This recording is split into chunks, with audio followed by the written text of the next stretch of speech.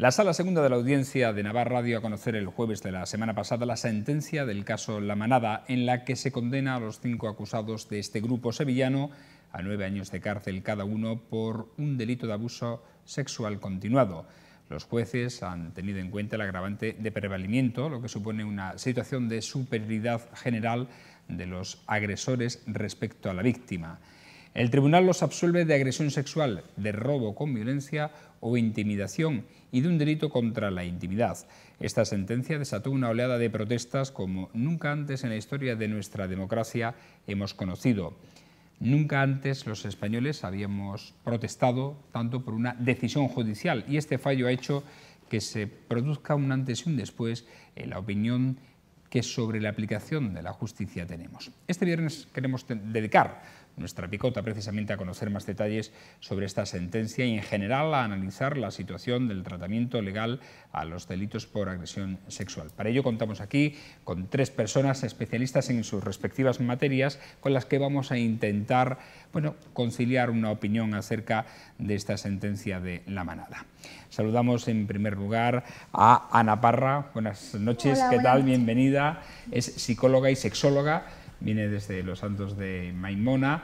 Vamos a hablar a trazar un poco el perfil psicológico de la víctima y también de los agresores y profundizar después sobre la violencia de género y los casos que se están en estos últimos tiempos dando a conocer. Tenemos a un jurista también con nosotros, a Carlos Blázquez, abogado. Buenas noches. Hola, de Mérida, bienvenido. ¿Qué tal? Bien, aquí a ver si podemos dar una visión jurídica de la sentencia que tan controvertida ha sido. Eso es lo que queremos, precisamente. Y contamos también con nosotros con Carmen Martínez. Buenas noches. Buenas ¿Qué tal? noches. Una Muy activista bien. reconocida, meritense, y además que sufrió una agresión sexual. Sí, con 3 años. Con 3 años, sí. Carmen. Sí, en Madrid. En ¿Y mi aún misma recuerdas casa. cómo fue? Sí, y recuerdo al señor que me lo hizo, cómo iba vestido inclusive. Y con 3 años, volvemos a Con 3 insistir. años, sí, 3 años. Bueno, es el claro ejemplo de cómo la huella queda para toda la vida. Para toda la vida. Es un estigma que te queda. Ya no te olvidas de esa persona ni de lo que te pasó. Y además lo arrastras durante muchísimos años. Vamos, toda tu vida. Bueno, os voy a pedir una breve opinión sobre cómo habéis visto vosotros esta sentencia de La Manada. Carmen, empezamos ya que estamos contigo por ti. Injusta completamente, injusta, sobre todo cuando están haciendo que la víctima es como si dijéramos como que hubiera gozado esa persona estaba intimidada, esa persona no se podía defender, eran 5 personas. Entonces yo lo único que pienso y lo único que me pongo, me encantaría que se pusieran en el caso las personas que defienden a estas 5 personas, que se pusieran en el caso que fuera su mujer, su madre, su hermana, su novia, ¿no? Entonces, ¿qué hubiera hecho? ¿Qué hubiera reaccionado? Esa persona no puede reaccionar, tienes 5 personas que te están maltratando, porque es maltrato, y encima te están violando, o sea, y no puedes hacer nada, o sea, es que no te puedes defender, es que llega un momento que te bloqueas y no sabes lo que hacer, te sientes, yo creo que en ese momento a lo mejor hasta la víctima yo creo que pediría morirse en ese momento, de lo que estaría pensando y lo que estaría pasando, ¿no? Vamos a hablar precisamente de ese bloqueo psicológico, pero será un poco más adelante. En principio, Ana, tu visión sobre esta sentencia. Bueno, pues en mi opinión personal, estoy de acuerdo con ella. Realmente creo que la parte buena que podemos sacar de esta situación es que se está movilizando muchísimo a la población. Por fin estamos siendo más conscientes del problema real que tenemos actualmente. Y bueno, yo estoy encantada de estar aquí con vosotros para aclarar los temas en relación a qué ha podido pensar esa chica durante ese momento, cómo se comportó conductualmente, qué hubiera pasado si hubiera sido otra persona, ¿no? Porque esto también es algo controvertido, ¿no? El tema de todos actuamos igual ante esa situación, qué hubiera pasado, qué ha podido pensar, todo eso me gustaría hablar de ello. Pues de ello vamos a hablar. Y Carlos, ¿cuál es tu opinión primero? Después hablamos en términos jurídicos, Bueno, pero lo que te llama, lo que te dice en estos momentos el corazón. Bueno, cabeza. la sentencia, desde un punto de vista personal, evidentemente, desde un punto de vista social, considero que no resulta ajustada, entendible la indignación que existe en la sociedad en general, porque yo creo que se esperaba una sentencia ejemplarizante, pero eso ya sería una cuestión luego que habría que analizar también desde un punto de vista jurídico y sobre todo que la gente tenga en cuenta una serie de conceptos que son importantes para entender por qué se ha dictado esa sentencia con independencia del sentir común que existe en la sociedad de cómo debería haber sido, es decir, qué diferencia existe entre el abuso sexual, qué diferencia existe entre la agresión sexual, qué se entiende, por ejemplo, por violencia, qué se entiende por intimidación y qué se entiende también por violación. Son conceptos que se están empleando muy, creo, en ocasiones a la ligera en estos últimos días y es necesario aclararlo sobre todo para que la gente pueda tener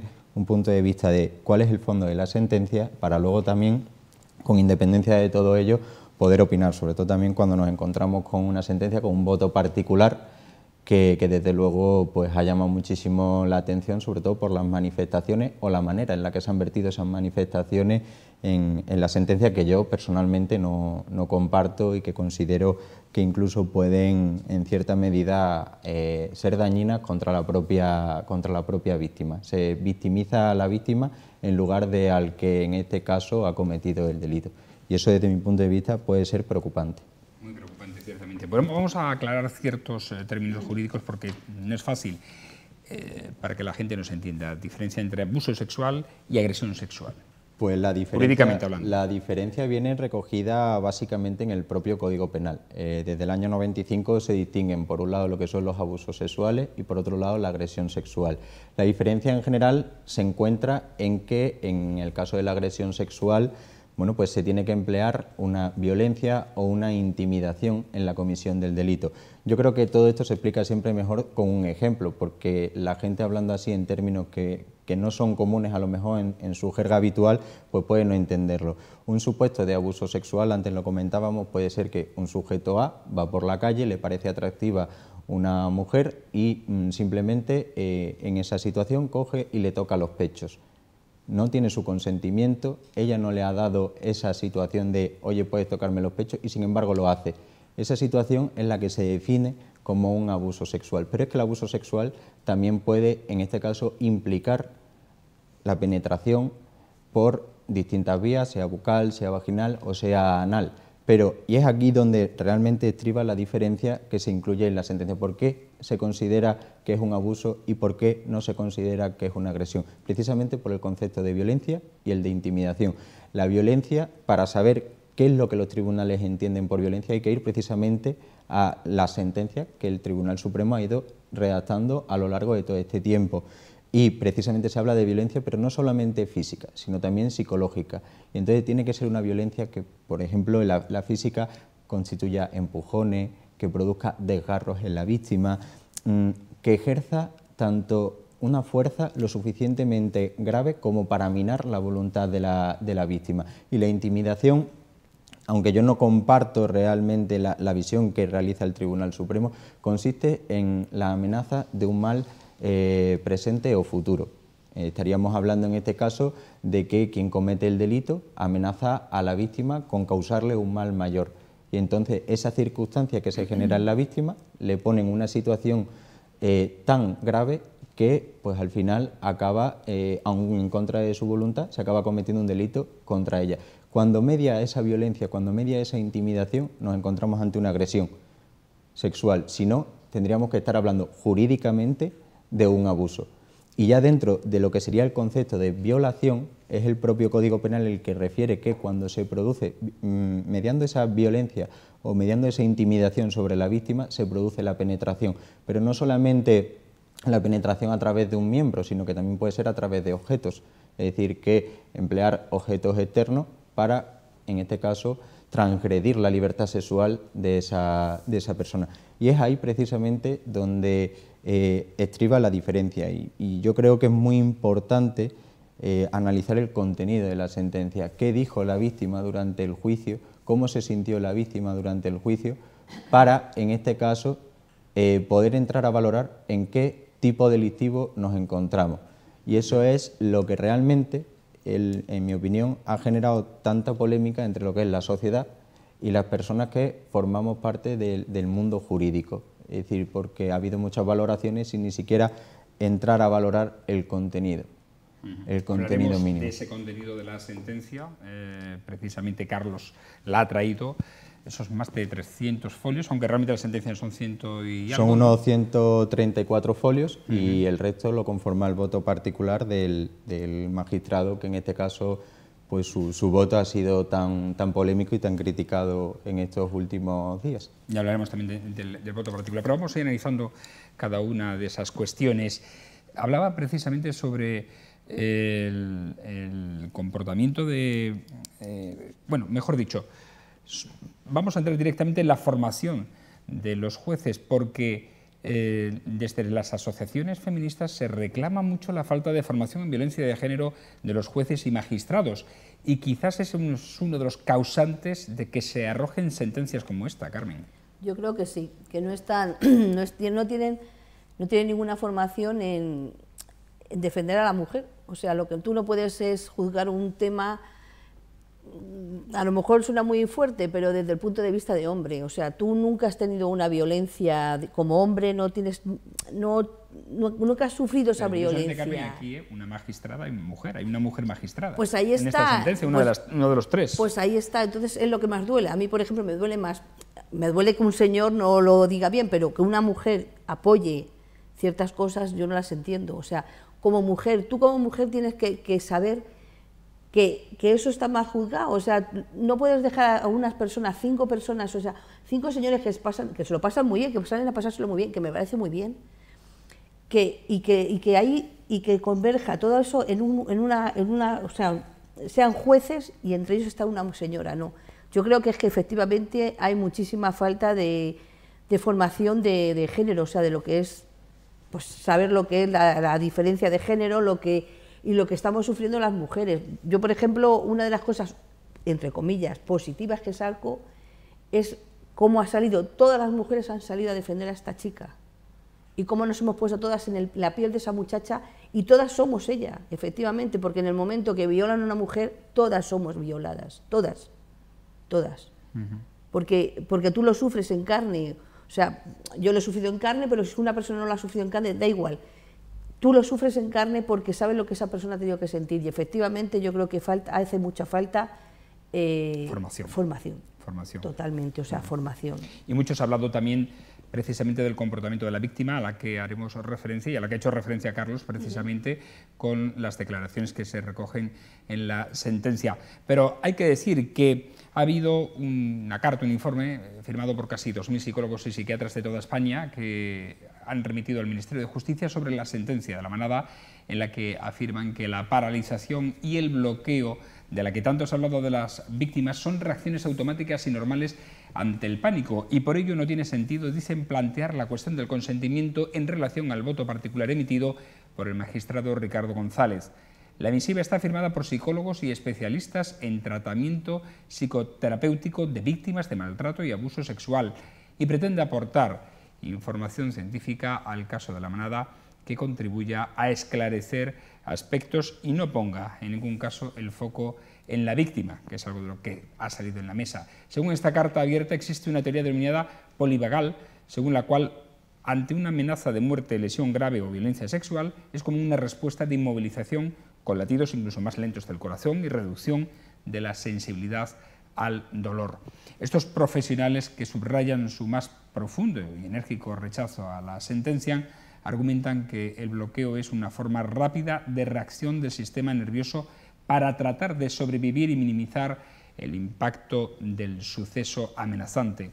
Por ello insisten, no tiene sentido plantear la cuestión del consentimiento, ni tampoco hay lugar para preguntar a la víctima, ni es determinante el hecho de que tuviera respuesta sexual. Una de las personas que han firmado este texto y esta carta es la psicóloga que hoy tenemos con nosotros, Ana. ¿Es así? Sí, efectivamente. En psicología siempre hemos hablado de que cuando nos encontramos ante una situación traumática, como puede ser pues, una agresión, una violación, un accidente, un terremoto, por ejemplo, tenemos dos formas de actuar. O bien atacamos o nos defendemos de eso, o bien huimos de esa situación. ¿Qué pasa? Que con el tiempo se ha seguido investigando y se ha visto que efectivamente hay una tercera opción, que es la de paralización absoluta, es una especie de mutismo en la cual la persona está paralizada. Es una especie de defensa que tiene el cuerpo para no acepta, no asimila qué está pasando allí. Entonces es una forma de defenderse de lo que está ocurriendo. Y en este caso pues es lo que defendemos, que realmente esa chica, el no poner resistencia no es dar consentimiento. Lo extraño es que, Carlos, precisamente los peritajes que se habrán aportado en este caso no haya salido este tema, ¿no?, a colación. Bueno, no es que no exista, lo cierto y verdad es que sí se incluye. El problema es que en muchas ocasiones yo creo que los medios de comunicación pues sueltan en ocasiones también la noticia y no se incluye toda la información. ¿De acuerdo? Entonces sí que es cierto que leyéndose los informes, los distintos peritajes que se han realizado, se habla de esta circunstancia, se habla precisamente de que el comportamiento de la víctima ante esta circunstancia en la que incluso se llega por parte de uno de los magistrados a dudar de si incluso la víctima tiene una participación activa, de si incluso está disfrutando de la circunstancia en la que se estaban desempeñando estos hechos, se dice por estos peritos médicos que esa realidad no es así, que el comportamiento, yo en este caso nos lo podría casi explicar mejor Ana que yo, pero yo me refiero única y exclusivamente a propiamente el contenido de la sentencia, en la que los médicos hablan de dos posibles reacciones. Una reacción que sería la de la víctima ante una circunstancia externa que le es totalmente desagradable, actúa defendiéndose ante esa situación, intenta defenderse empleando la fuerza, pero claro, ¿qué fuerza vas a emplear frente a 5 sujetos que son superiores a ti en edad, superiores a ti en complexión física y en general son un grupo? Eres una víctima con escasos 18 años que te han metido en un cubículo de 3 metros cuadrados y en la que lo que están haciendo, ella lo refiere, me desabrochan el sujetador, me quitan la riñonera y al tiempo que uno me agarra la cabeza para que le trate de hacer una felación, otro me empieza a bajar los pantalones. Yo no me quiero poner siquiera en la posición de una persona que tiene que sufrir eso. Y es precisamente esta circunstancia en la que lleva a los peritos a hablar del segundo tipo de comportamiento, un comportamiento inductivo, un comportamiento en el que la víctima, ante una situación totalmente estresante para sí misma, de angustia, de agobio, de shock, responde simplemente con su comportamiento, es dejar que ocurra lo que tenga que ocurrir cuanto antes y que cese cuanto antes. De hecho, ha sido, efectivamente, de hecho ha sido muy cuestionado por el hecho de decir, bueno, es que en ocasiones las víctimas que han presentado oposición no han corrido, digámoslo entre comillas, la misma suerte de esta chica que puede contarlo y que puede permitir que se juzguen estos hechos hoy por hoy, porque en este tipo de delitos es muy importante saber que la práctica habitual de este delito, la práctica forense, es decir, lo que nos encontramos en los tribunales, no suele ser que en un delito de abuso o de agresión sexual haya tanto material probatorio. Es decir, no hay vídeos, no hay fotografías de lo que ha acontecido. Lo que pasa que en este caso, la jactancia que han hecho estos 5 sujetos de lo que estaban haciendo, pues es lo que ha permitido tener un mayor valor probatorio que además lleva a 2 de los jueces a entender que la circunstancia que esa chica está sufriendo precisamente no es agradable. Y frente a lo que se dicen por algunas opiniones que he escuchado, no es cierto que la chica no gritara, sí que es cierto que la chica gritó, así se contiene. Se refleja en varias partes de la sentencia que el comportamiento de ella no es un comportamiento activo, no se le nota que tenga ningún tipo de iniciativa frente a esos 5 sujetos que pudiera darnos lugar a pensar que era una circunstancia consentida.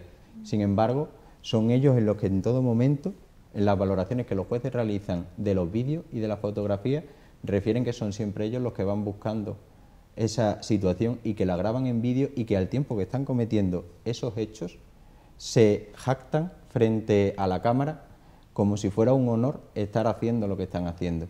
Entonces es precisamente por lo que dice Ana, ¿no? Es decir, oiga, la reacción de todas las víctimas tiene que ser tratar de poner las uñas sobre la cara del agresor, tratar de luchar porque no la violen. Es que volvemos otra vez a lo que hablábamos antes, que entonces estamos haciendo de nuevo víctima a la propia víctima, haciéndole responsable a ella de su propia indemnidad sexual, de su propia libertad sexual, y eso es lo que no se puede consentir. Claro. Bueno, a lo que ha dicho es tremendo. como ha narrado precisamente Carlos, cómo surgió esa violación, como para que no se bloquee la víctima, ¿no? Claro. Ana. Es una situación gravísima para cualquier persona, hay que ponerse en su situación, hay que hacer un trabajo de empatía, hay que intentar ponernos en la situación. Yo no he sido capaz de, bueno, a ver, sí que he leído partes, pero se me hace muy duro, es muy duro leer eso, imaginarte cómo pasó, cómo ocurrieron los hechos. Entonces esto causa a la persona un estrés postraumático increíble. Aparte de porque estamos hablando de que hubo una disociación en el momento en el que estaba ocurriendo, porque ella se quedó en shock. Por lo tanto, su cerebro ahora tiene que entender de alguna forma lo que haya ocurrido. ¿Qué pasa? Que esto en los meses posteriores se suele desarrollar un estrés postraumático que desde mi punto de vista es una de las situaciones más difíciles que puede atravesar un ser humano. En estos casos, pues, aparecen recuerdos en forma de imágenes, flashbacks del momento en el que está ocurriendo, aparecen también sueños en forma de pesadillas, evitas todos los estímulos que estén relacionados con esa persona, con ese momento, vestimentas que llevases en ese momento, olores, todo lo que te recuerde a ese momento lo vas a evitar. Se te vienen pensamientos intrusivos que no te dejan vivir, o sea, es una tortura para esa persona. Y tenemos que tener en cuenta que el cerebro funciona, es como una red, es una red neuronal que, digamos, se activa por nodos. ¿Qué ocurre con esto? Pues que si tenemos el trauma en el centro, si digamos, percibimos un estímulo que nos recuerda a ese trauma, se activa toda la red neuronal, nos invade, es un miedo que te invade. Y es muy difícil salir de ahí. Es una situación, de hecho, el estrés postraumático es un trastorno que no tiene cura como tal. O sea, tiene un curso fluctuante, hay momentos de la vida en que lo tienes más presente y hay otros momentos en los que los síntomas no aparecen con tanta fuerza, pero es un gravísimo problema para la persona, para toda su vida, te deja huella para toda la vida. ¿Te identificas con eso, Carmen? Sí, lo que ha dicho Ana. completamente. Yo, por ejemplo, es un tema que no había hablado nunca hasta los 24 años. Hasta los 24 años yo no me enfrenté al tema. Tuve que ir a un psicólogo, claro, tuve que ir a una psicóloga, sobre todo quería psicóloga mujer, o sea, yo no quería abrirme a un hombre, quería una mujer y... ¿Pero fuiste ya con esa edad? Con esa edad, yo hasta esa edad, inclusive en mi casa no se hablaba del tema, era un tema tabú, entonces no se hablaba, o sea, es como si no hubiera pasado y te digo que, por ejemplo, si mi padre hubiera pillado al señor, porque yo grité y bajó mi padre, mi padre estaría hoy en la cárcel y ese señor estaría libre, seguramente, o estaría muerto. Porque mi padre bajó de detrás, porque a mí me pilló en la escalera. O sea, mi padre bajó, yo estaba en la escalera y mi padre bajó detrás del hombre, lo que pasa que se fue, ¿no? Y efectivamente, o sea, y todo lo que ha dicho Ana, a mí me ha pasado. O sea, yo de pequeña he tenido esos sueños, eso de despertarte, de tener a un señor al lado que no conoces, y hasta los 24 años yo no lo enfrenté. Yo hasta los 24 años para mí era tabú, para mí no había existido. Lo que pasa es que a los 24 años yo empecé a salir a la vida y entonces yo sabía que tenía algo, una mochila, y tenía que quitarme la mochila. Y entonces hablé del tema y efectivamente yo me sentí súper relajada, sacarlo fuera, hablarlo, no sentirme que yo era porque claro, toda la gente, lo que tú dices, Ana, ¿no? La gente dice, no, es que tú a lo mejor te la has buscado. Yo con 3 años no me he buscado nada, ¿no? Y entonces, claro, hasta que... ¿no? Criminalizar a la víctima. Claro, efectivamente. Entonces, hasta que tú sacas eso de tu vida y te asientas y dices, yo no he tenido la culpa, es una situación que me ha tocado vivir y que tengo que... También es verdad que a partir de esos temas, cuando lo hablé, no me cuesta nada comentarlo, si tengo que hablarlo, lo hablo, no una cosa normalizada ya no tengo el miedo de decir, soy rara por lo que me pasó, ¿no? Yo no tuve la culpa, me tocó a mí como podía haber tocado a otra persona. Y efectivamente sí que vives todo lo que ha dicho Ana, efectivamente lo vas viviendo a través de la vida. Y me gustaría recalcar eso que dices de la culpa, porque es como contradictorio, ¿verdad? Es como, ¿por qué se culpan encima de lo que han vivido? Y la razón es sencilla. Ante este tipo de situaciones intentamos buscar una explicación. ¿Qué ocurre? Pues que no la hay. No hay una explicación lógica. Entonces, ¿qué dices? ¿Será por mi culpa? ¿Algo habré hecho mal? Pero escucha, Ana, inclusive tu familia hace una bola y lo deja ahí y no lo habla. En mi caso no se habló nunca. De hecho, yo tengo un hermano que le llevo 8 años y medio y se ha enterado hace poco de lo que a mí me había pasado, porque en mi casa no se hablaba, era un tema tabú completamente. No había existido, no había pasado, cuando sí que había pasado, ¿no? Pues era un eso tabú. Yo decía que encima te hace sentir peor porque dices, pues cuando lo están tapando es algo que es malo, pero no es malo por mí, yo no lo he hecho. Entonces es algo tabú, entonces lo que hay que hacer es abrirlo. A la víctima es algo muy común, tanto es así que en este caso que estamos tratando de La Manada, creo que la defensa incluso aportó vídeos del comportamiento posterior de la chica en su vida normal y diaria, justificando un poco quizás la acción que ocurrió en los Sanfermines. Sí, bueno, realmente ahí hay que hacer una serie de matizaciones. Cuando uno se introduce en el ámbito del derecho penal, hay que saber que el derecho penal es, dentro del derecho, la última vía a la que se pretende acudir siempre, precisamente porque es la que tiene una respuesta mucho más grave frente a otras posibles jurisdicciones. Entonces, en este caso, cuando se acude, hay que partir de una idea muy importante que recoge la sentencia, y es que el que está acusado en un procedimiento es inocente hasta que, en este caso, por parte de a quienes les corresponde realizar la valoración de esa circunstancia, determinan si es culpable o no es culpable del delito que se le imputa. Entonces, en estas circunstancias, estos señores entran en el procedimiento como inocentes. Eso no se nos puede perder nunca de vista, la presunción de inocencia de cualquier persona cuando se le acusa de un delito.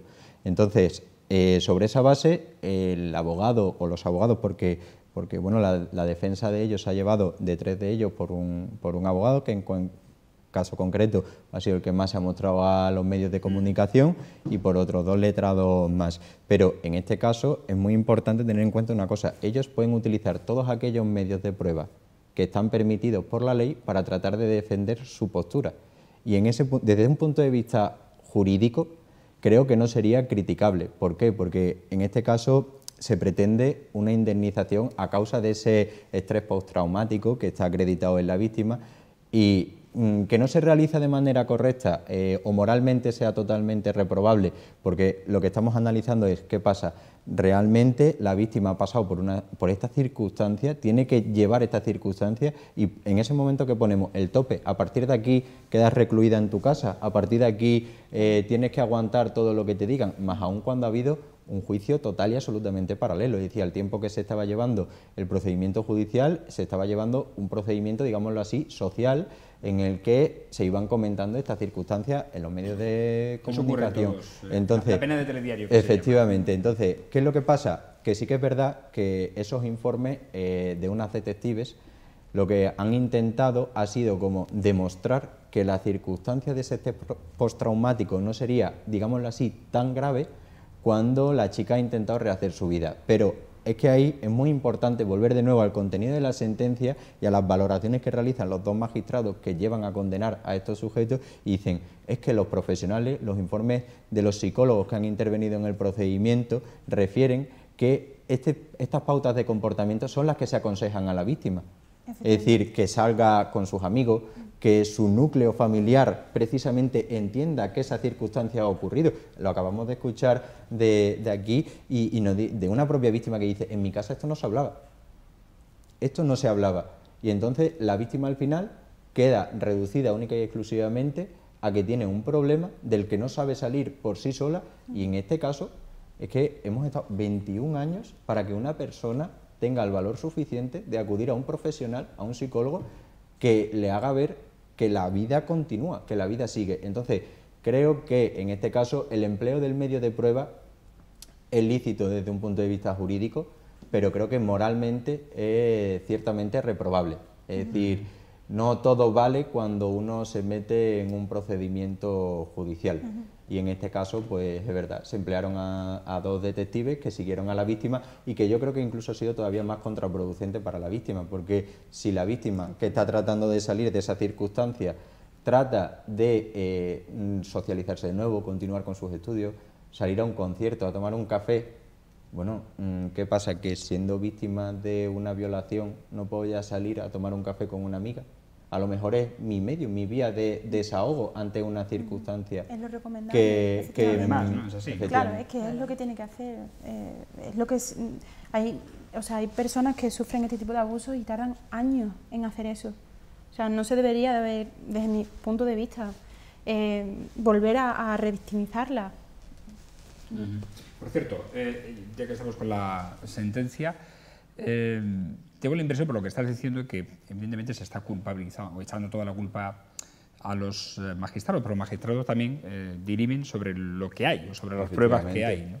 Tengo la sensación de que quizás no ha estado bien aconsejada o bien defendida la víctima. Bueno, esto como en todo, cuando uno se mete en un proceso judicial, pues bueno, es una profesión que siempre está sujeta a muchísimas valoraciones, es decir, no estamos ante matemáticas en la que digas 2 más 2 son 4. De hecho, el ejemplo más claro lo tenéis viendo un poco los medios de comunicación en la que están saliendo continuamente profesionales del mundo de la justicia, incluso propios magistrados, que dicen, oiga, la sentencia hay que respetarla con independencia de que cada uno pueda tener una valoración de esos medios de prueba. Los jueces lo que se encargan básicamente es de recopilar y de analizar. El proceso penal se divide en 2 fases y eso es muy importante tenerlo en cuenta. Una primera fase, que es la que se denomina fase de instrucción, en la que hay un juez que se encarga de recopilar todos los medios de prueba.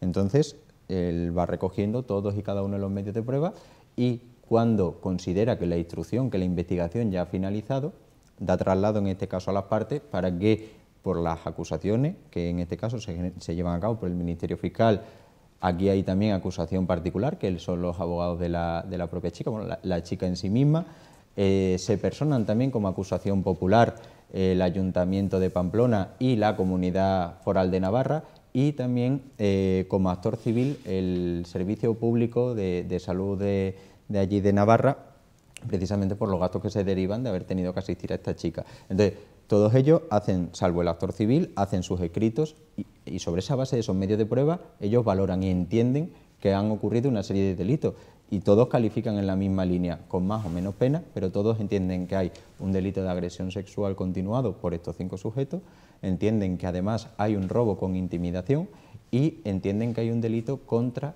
en este caso la intimidad de la chica por el tema de los vídeos. Sin embargo, tanto es así que luego cuando los magistrados, que esto pasa, ya acaba todos presentan sus escritos de acusación, la defensa presenta su escrito de defensa y esto pasa a unos jueces totalmente nuevos, a unos jueces que en lo que nosotros en nuestra jerga se denomina no están contaminados por todos esos medios de prueba. No sería lícito que ese juez que ha estado recopilando todos esos medios de prueba y que ya se ha hecho una idea preconcebida de qué es lo que ha podido ocurrir, dicte sentencia sobre eso. Por eso, todo eso pasa a un nuevo juzgado.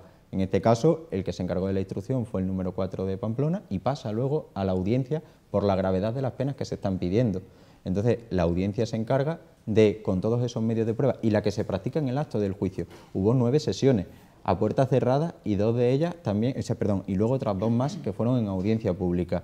Y es en este caso donde se le ha tomado declaración a la víctima, se le ha tomado declaración a todos los encausados y donde además se han practicado pues, todos los informes de psicólogos, los policías que intervinieron inmediatamente, la declaración de los amigos que la acompañaron en este caso, es decir, todas las circunstancias que han rodeado estos hechos. Y los jueces al final toman todo eso y lo que se trata es de, analizando esas cuestiones que son totalmente fácticas, que son hechos, se le trata de dar lo que el Código Penal nos permite darle, que es una valoración jurídica. Y si no estuviera previsto en el Código Penal, pues no hubieran podido siquiera ser condenados por estos hechos. Y entonces es ahí donde, claro, se critica mucho la labor del juez. Yo creo que la sentencia debe ser siempre respetable. Es decir, igual que en este caso, pues en otras profesiones se tiene que respetar siempre la labor profesional. Cuestión distinta es que sea susceptible o no de ser criticada, que en ese caso ampliamente bastaría más que no pudiéramos ejercer el derecho a criticar que consideremos que esto sea una u otra cosa. Pero hay que respetar mucho la figura, en este caso, de los jueces, que ellos han hecho un trabajo, han hecho una labor y se entiende que no tienen ningún interés directo ni indirecto en esta causa. Porque si así fuera, tendrían que haber recusado a esos jueces, haberlos quitado del medio y haber puesto a unos que fueran totalmente imparciales. Bueno, lo que sí se ha sembrado son las dudas sobre precisamente el voto, sobre el magistrado que emitió ese voto particular en la sentencia.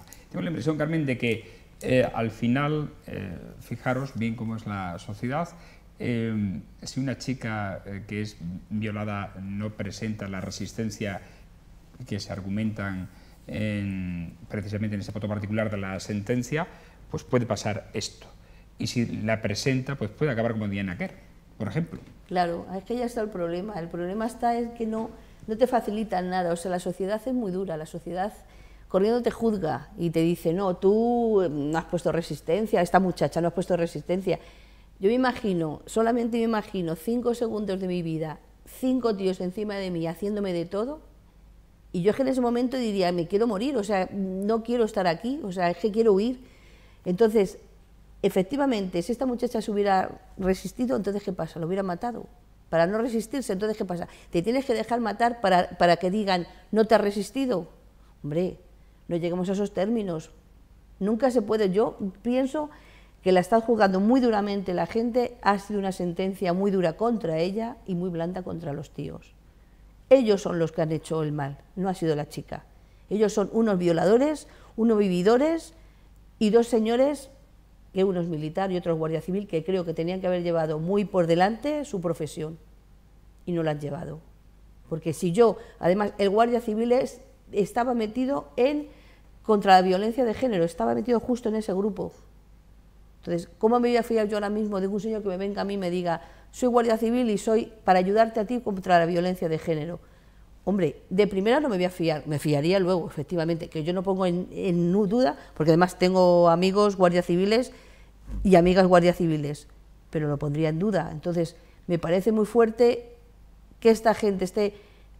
O sea, que yo la sentencia no la veo bien, yo 9 años no lo hubiera echado. Yo no digo que le eches cadena perpetua, no lo sé si la merecen o no la merecen, pero lo que sí merecen es por lo menos que no tengan encima el cachondeo que tienen montado en la cárcel, que van vestidos de guardias civiles, como hay un vídeo por ahí corriendo, que se han vestido de guardias civiles dentro de la misma cárcel y diciendo que lo que han hecho es que se lo merecía la chica. Yo creo que eso lo tienen que mirar y analizar y creo que les tienen que parar los pies, porque lo único que han abierto es una veda para que parece que han abierto la veda, que a toda la mujer que vean por la calle se le puede violar. La sociedad se lo tiene que hacer ver, ¿no? Porque uno de estos problemas radica indudablemente en la educación, Ana. Efectivamente. Es educación sexual que no existe como tal desde pequeños y quizás nos ahorraríamos pues vivir acontecimientos como este, ¿no? Efectivamente, o sea, ahora mismo la única vía que podemos coger es la de la educación. Tanto la educación desde el ámbito familiar, por supuesto, que muchas veces ni los mismos padres saben cómo educar en sexualidad. ¿Por qué? Porque la sexualidad es un tema tabú, es un tema del que no se habla, del que da miedo hablar, del cual los padres no saben cómo explicar a sus hijos qué es tener relaciones sexuales. La sexualidad se ve solamente como el sexo, pero un abrazo es sexualidad, una caricia es sexualidad. La sexualidad es muchísimo más que solamente tener relaciones sexuales y hay tantas sexualidades como personas. Cada uno la vive como desea vivirla. Entonces yo aprovecho para decir que es necesaria una educación sexual, ya no porque lo digamos los psicólogos ni los sexólogos y sexólogas, sino porque nos lo está pidiendo la sociedad, nos tenemos que adaptar a las necesidades que la sociedad tiene.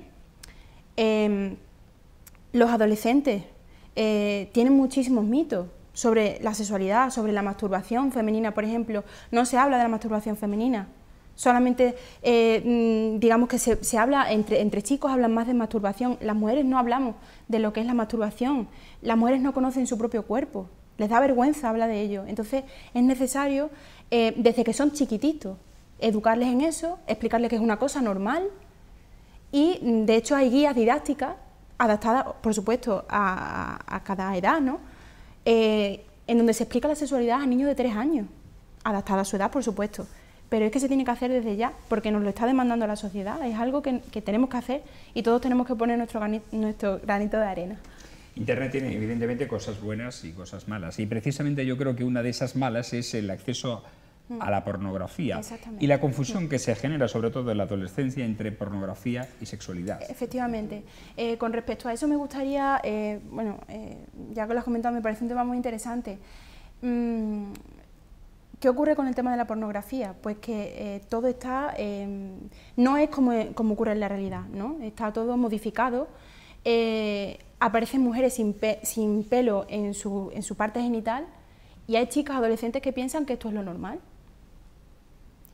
Hay, por ejemplo, el tamaño del pene. Por ejemplo, hay chicos que vienen a consulta porque creen que tienen un pene pequeño, porque digamos que tienen eyaculaciones precoces, ¿vale? Y estos problemas son típicos de mitos que se tienen acerca de la sexualidad. Y la única forma... Producidos por la pornografía, ¿no? Por la pornografía y también por el conocimiento social que tiene la gente en la calle. O sea, probablemente si hablásemos aquí de sexualidad, descubriríamos que también nosotros tenemos mitos sobre sexualidad. Yo, hasta que no me he especializado en esto, no me he dado cuenta de que yo también tenía mitos acerca de la sexualidad. Quiero decir que es algo que tenemos que estar abiertos a modificar nuestros pensamientos. Y al final es eso, educación. Educación. Falta educación precisamente en esos temas. Tenemos que acabar, no sin antes decir que Carlos nos explique cuál es el procedimiento. Han presentado recurso al final todas las partes, creo. Sí, han presentado recurso y bueno, el recurso desde que se dicta sentencia tiene 10 días para poder interponer ese recurso. Y bueno, pues entiendo que evidentemente el motivo angular que se aducirá por la acusación, por las acusaciones particulares, será que hay una incorrecta valoración de los medios de prueba, que se entiende que el conjunto de todos los medios de prueba permiten apreciar que existe violencia, permiten apreciar que existe intimidación, como para que nos vayamos un escalafón más en esa, digámoslo así, en esa escala delictiva y apreciar que existe un delito de agresión sexual y no un delito de abuso sexual, que evidentemente está considerablemente más penado en el Código Penal que tenemos actualmente que en este caso frente al abuso sexual. Y luego pues resolverán y esa sentencia pues evidentemente vuelve a ser nuevamente susceptible de recursos, pero el tema de los recursos es un tema muy complejo porque bueno, no solamente se analizan cuestiones probatorias, se pueden analizar también si ha habido cuestiones del proceso en sí mismo. De hecho, ha habido procedimientos judiciales que se han ganado por quien realmente ha cometido el delito por defectos en el proceso. Y bueno, pues estaremos a la espera de las valoraciones que en este caso el tribunal decida acerca de la sentencia. Sí que es cierto que yo desde mi punto de vista, y en este caso en favor de los dos magistrados que consideran que ha cometido el delito, han hecho un verdadero esfuerzo por tratar de justificar su posición en la sentencia, que no quiere decir que sea acertada o no, sino que desde luego han desarrollado una importante labor para tratar de justificar por qué piensan así, y eso yo creo que es merecedero de respeto. Y sobre todo, y como ya conclusión final, tenemos que tener mucho cuidado con las últimas informaciones que existen sobre la modificación del Código Penal. No podemos ir modificando el Código Penal parcheándolo. Cada vez que ocurre una circunstancia que no nos gusta socialmente, no se puede cambiar a los 2 días. Bueno, de hecho la última modificación es bastante reciente, ¿no? Efectivamente, la última modificación es del año 2015 y lo que tenemos que tener es cuidado con eso, porque al legislar en caliente, eso es muy importante, la gente tiene que saber la diferencia que existe entre los poderes. Es decir, los jueces se encargan de aplicar las normas que se aprueban en el Parlamento. En este caso no son los jueces los que se encargan de elaborar las normas, no son los jueces los que se encargan. Ojo con eso que es muy importante, porque luego al final se crean evidentemente comisiones específicas con profesionales en esta materia, pero en una cuestión que decía antes la compañera, es importantísimo profesionales que conozcan sobre esta materia y que cuando haya que regular sobre este tipo de delitos se regule en conciencia y se regule no por lo que tenemos en este momento, sino por lo que tenemos en este momento, por lo que hemos visto a lo largo de estos años y por lo que pueda ocurrir a futuro. De tal manera que tengamos una norma que es muy completa, que nos permita abarcar todas las posibilidades para que luego se eviten posibilidades de vacíos legales ante comportamientos que son impropios dentro de la sociedad. Bueno, yo creo que hemos clarificado algo, hemos dado luz a las principales dudas que podían caber. Queda mucho por hablar, evidentemente. Esto es una carrera de fondo y habrá que esperar, como decimos, al recurso, que puede tardar todavía bastante tiempo. Por cierto, Carlos, ¿cuál es la justificación de que se haya tardado tanto en dictar sentencia? Pues la justificación básicamente radica en la cantidad de los medios de prueba que se han practicado. Es decir, como recordaba antes, el juicio se ha celebrado en un total de 11 sesiones y de las cuales 9 han sido a puerta cerrada. Para 3 magistrados resolver sobre una cuestión tan polémica, con tantos medios de prueba, tratando de analizar las valoraciones de la testifical que se ha realizado de la víctima, de los 5 acusados, Por otro lado, tenemos en cuenta todos los agentes de policía que han intervenido, los médicos que la analizaron, los psicólogos que han intervenido. Es decir, empezamos a sumar todos estos medios de prueba y nos encontramos con que es una cuestión tanto fáctica como jurídica muy compleja.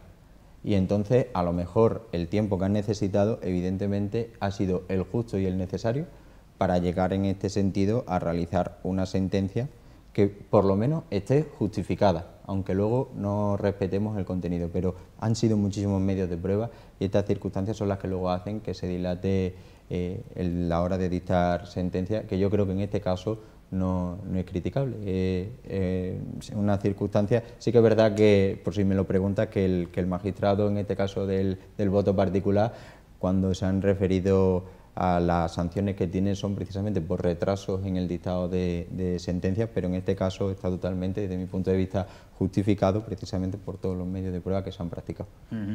Pues agradecemos a Carmen Martínez el que hayas compartido Muchas gracias a vosotros. mucho de lo tuyo con nosotros. Gracias. Muchas gracias. A Ana Parra, gracias por estar aquí y también Por último, ¿sí? ¿puedo añadir una cosa solo? Quería dejar claro que feminismo es igual a igualdad. No es lo contrario a machismo, porque hay muchas personas que no lo saben y me gustaría dejarlo claro, que tenemos que ser conscientes de que estamos en una sociedad que es muy patriarcal y tenemos que trabajar en la igualdad, tenemos que, igual que hemos salido muchísimas mujeres y también hombres, es necesario que también salgan hombres a reivindicar la igualdad, porque el movimiento feminista lo estamos liderando las mujeres, pero esto es algo que necesitamos a los hombres también en esta lucha. Entonces, lo quería, no me podía ir sin decirlo porque me parece algo bastante importante. Me parece interesante también que lo hayas dicho y que lo hayas aportado. Ana Parra, gracias, psicóloga y sexóloga. Por cierto, los días 25 en Mérida, en la Plaza de España, frente al Ayuntamiento, hay concentración. Sí, señor. Este es un motivo más para estar Todos el próximo día 25. A las 12 del mediodía estamos allí para reivindicar.